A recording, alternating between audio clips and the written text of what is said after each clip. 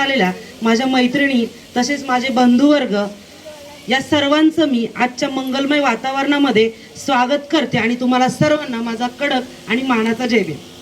जय भीम.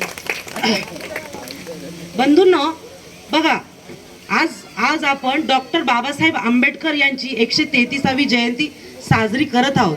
162 पेक्षा जास्त देशामध्ये बाबासाहेबांची जयंती साजरी केली जाते आणि आपल्या भारत देशामध्ये प्रचंड आणि मोठ्या प्रमाणात बाबासाहेबांची जयंती साजरी केली जाते.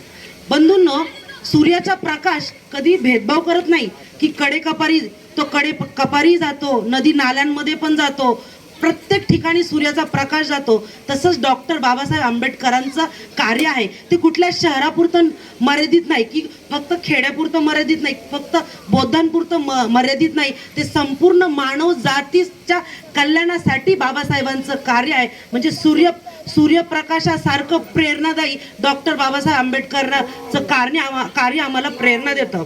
डॉक्टर बाबासाहेब आंबेडकरांचा जन्म 14 एप्रिल 1891 साली झाला आणि संपूर्ण जातीला मानवतेचा धडा मिळाला. म्हणून कवी म्हणतात, आज पौर्णिमेच्या रात्री दिन दुबळ्याच्यासाठी, आज पौर्णिमेच्या रात्री दिन दुबळ्याच्यासाठी, मी सपनात पाहिलंय बाई, भीम माझा ग, भीम माझा ग, दिल्लीत भाषण देई, भीम माझा ग, दिल्लीत भाषण देई.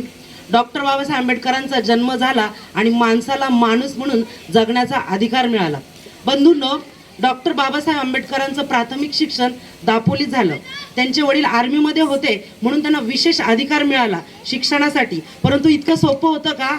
परंतु त्यांना वर्गाच्या बाहेर राहून त्यांना शिक्षण घ्यावं लागलं. ज्या विद्यार्थ्याला पुस्तकाला हात लावण्याचा अधिकार नव्हता तो विद्यार्थी पुढे जाऊन असं एक पुस्तक लिहितो ज्याच्यावर पूर्ण भारताचा कारभार चालतो, असं संविधान ते लिहितात. इतकं मोठं कार्य बाबासाहेबांचं आहे.